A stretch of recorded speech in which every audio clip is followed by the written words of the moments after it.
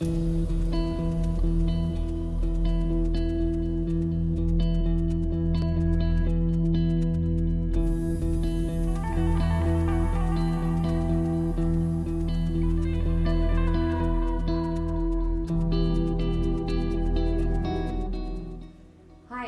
Dr. Megha Bansal, working as Associate Professor in Department of Chemistry, Manav Rachna University.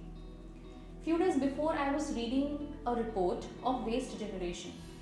It was mentioned that in a year, we discard approximately 50 billion plastic bottles. On Christmas only, we have thrown out approx 4 million tons of wrapping paper outside. Isn't it so shocking?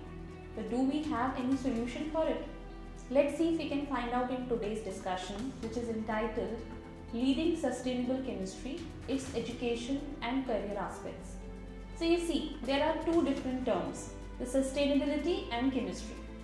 Chemistry we are doing since ages, but now it's time to amalgamate these two terms, that is sustainability and chemistry. So let's understand one by one. First, I would discuss what is sustainability. In 1980s, it was defined by Brundtland Commission as the development that meet needs of present generation without compromising the ability of future generation to meet their own needs. But this definition seems to be so broad. So in the year 2015, the United Nations General Assembly, they gave Sustainable Development Goals, 17 Sustainable Development Goals by taking 169 targets. These development goals were defined by taking three important aspects, that was environmental, economic and social. These development goals were taken as the agenda for 2030 for transforming the world. You see, 4 years have already gone and now we have only 11 years to plan properly and to execute it. These all development goals were based on 5 important P's. How you can visualize it, you can see it as the 5 Olympic rings which are entangled with each other. And these 5 P's are the people, planet, prosperity, partnership and the prosperity. You see, we need to work upon the betterment of the people who are living on this planet. So we need to nurture this planet. If we are able to manage these two things, so the prosperity will come and ultimately there would be peace. How this all can only be achieved with the help of significant partnership models. The partnership would be within the individuals, with the academics to the industry, the individuals, the academia industry partnership, the private and the non-government partnerships and many more. And the role of chemists in all these development goals would be towards the health and well-being, the availability of clean and affordable water, the clean and affordable energy and the climate action. So this is the basic background of sustainability. But now the question is, how chemistry can address the challenges of sustainable development. You see, chemistry is an indispensable part of our life. We cannot even think about the chemical products and processes. But at the same time, the development of chemical products is compromised with the huge environmental deterioration and degradation, the generation of large amount of waste, utilization of various hazardous solvents, utilization of large amount of energy, and on top of that we are totally dependent on the petro-based economy. All the raw materials for the development of these products comes from the petro-based feedstock. Let's understand it by taking few examples. We all know polymers which are everywhere around us. A very important polymer is polystyrene, which is used nowadays everywhere for food packaging, the interiors, the automobiles, the various toys. But the production and consumption both is compromised with the generation of VOCs and it's a potent carcinogen. The other beautiful chemical is BPA. Your all plastic bottles, they are blended with BPA. If you see the data, approximately 70% of BPA goes for the thermoplastic generation and the 30% goes for the resins. This BPA is known to create fertility problems, and again it's a carcinogen. The other important polymer is polyurethane. You sleep on polyurethane, the beautiful, the soft, foamy polymer, which is used in the beautiful car interiors and your thermocol cups, everything. I just gave you a few examples, but you see the market opportunity for all these polymers is roughly 10 to 15 billion pounds, but for the production we are dependent on petro-based products. So now the question remains same, that how the production can be sustainable. Till date we have developed a petro-based economy. We know that our crude oil reserves are finite and we need to have the production methods and the processes which are dependent on bio-based economy. Or maybe if we can develop certain products with the help of waste products. So here comes the role of sustainable chemist.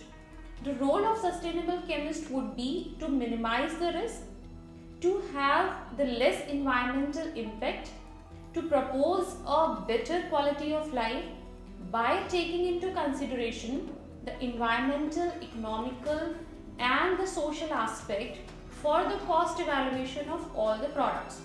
So that would be a nutshell role of a sustainable chemist, which we need to understand here. But how to do it? So here we need to integrate the sustainability with the chemistry. And during the year 1990, the concept of green chemistry was developed, which worked brilliantly to bridge this gap. Green chemistry concept can be defined as it is the chemistry which is used for the pollution prevention. So you see, it's so amazing. The chemistry which is used for pollution prevention and the development of chemical products and processes which are less environmentally hazardous or less environmentally benign. The green chemistry based on 12 principles, but here we are not going into detail of those principles. I'll just tell you briefly that green chemistry works on three main aspects. The firstly, the usage of alternative synthetic pathways. For example, if you use photochemistry or the biomimetic reactions. The other is the use of alternative synthetic conditions, wherein we are carrying out the reactions at the ambient temperature and the pressure conditions. And thirdly, the designing of less toxic chemicals. So on these three principles or on these three areas, all 12 principles work upon. And if you try to understand it, any topic which we are doing since the ages in the chemistry can be taken from the green chemistry perspective. For example, catalysis, a very important and interesting topic. So we know that catalyst is a substance which increases the rate of reaction, and till date what we focus that a catalyst should have a high turnover frequency and a good catalytic efficiency. But if we start thinking in a way that that particular catalyst may come from the renewable resources and at the same time it is not creating any burden on the periodic table elements, and the catalyst is obtained from a renewable feedstock, easily recoverable. So this complete topic we can term as it's a green catalysis. So any topic can be interrelated with the green chemistry. Green chemistry courses are defined with the green chemistry 12 principles. Rather, the sustainable chemistry courses involve green chemistry, but at the same time the fundamental courses of chemistry, the material science, the analytical science, the macromolecular engineering and many more. So it's a complete package when we are trying to study the sustainable chemistry courses. And you see, from the industry perspective as well, going green is not enough. The industries also want that if an individual can consider all the aspects of sustainability and taking into consideration the environmental and social aspects, so then you would be having an enhanced industry profile. But now it's time to understand that how green chemistry can be linked with the sustainability. There are few companies nowadays or the few sectors they have started understanding the importance of this concept and they are working on it. They are getting benefited out of it. I'll give you just few examples for it. The foremost sector is the pharmaceutical sector.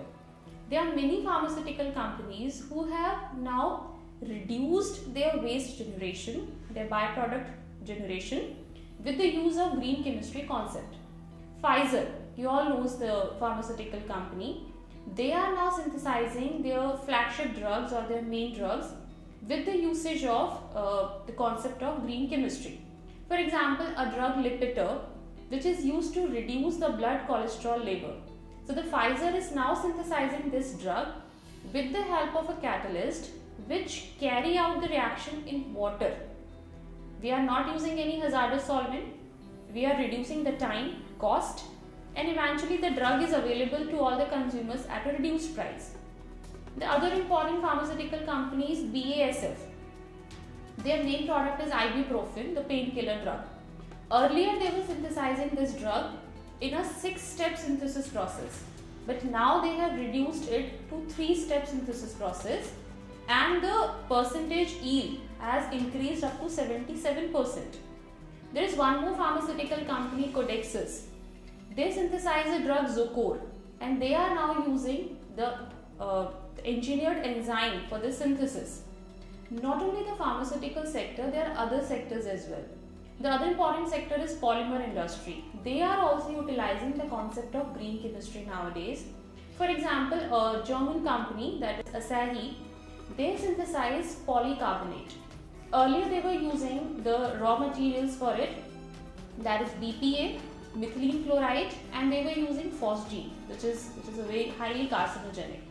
And now with the improvised version of the synthesis, they are using BPA, they are using ethylene chloride. So they have replaced the methylene.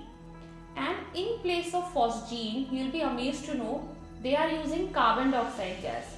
This carbon dioxide gas is a byproduct of other plant in the same industry, and by this revised process, they are able to reduce the carbon dioxide emission 173 tons per 1000 tons of polycarbonate they are producing.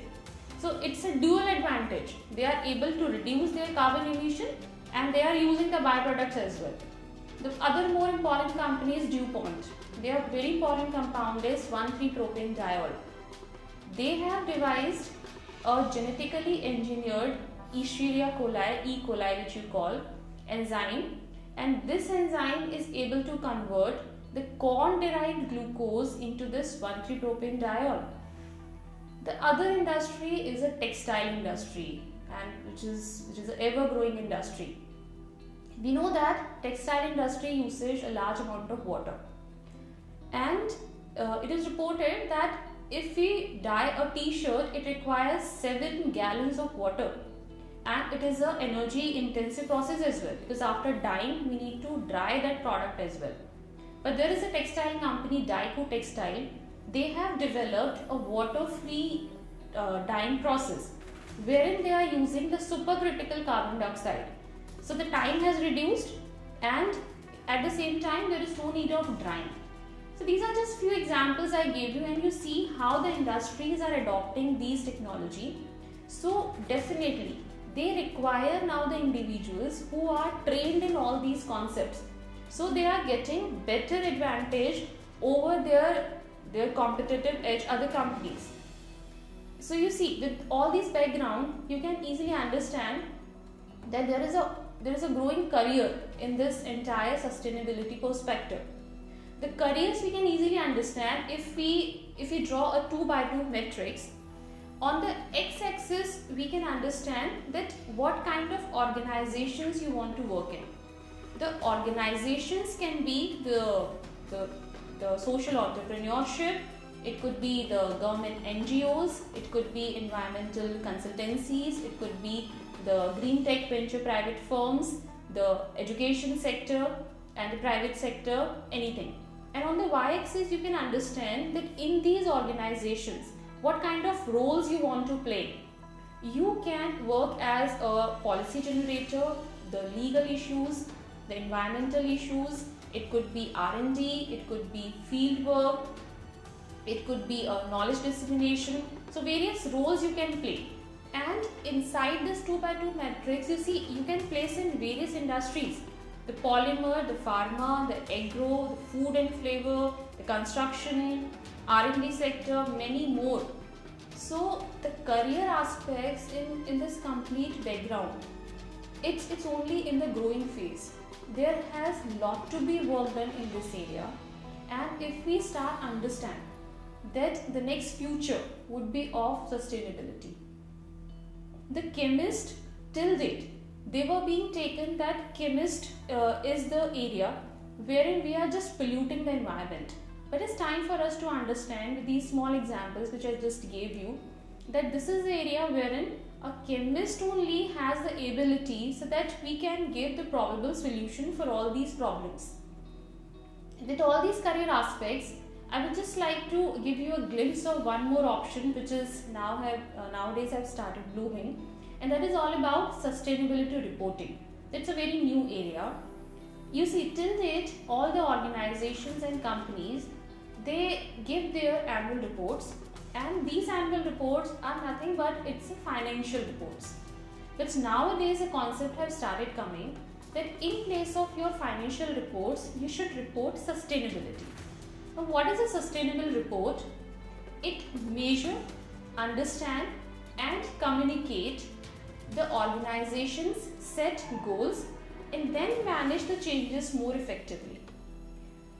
It is said that a sustainability report should include about the company's objective and what is the company's tactics to handle the risk and to address the opportunities. But the question arises, why any organization would report the sustainability? If you start reading the global trends, the market trends, so you see the companies across the globe, they are having a huge pressure for the stakeholders. The stakeholders' expectations are very high. There is a lot of demand for the transparency from the consumer sides as well. And if any organization plan all its overview by taking into consideration the financial aspects. So if they are doing it and if they are trying to manage their goals and their targets by taking into consideration the financial reports, so what they are doing, they are creating certain blind spots for the risk and opportunities.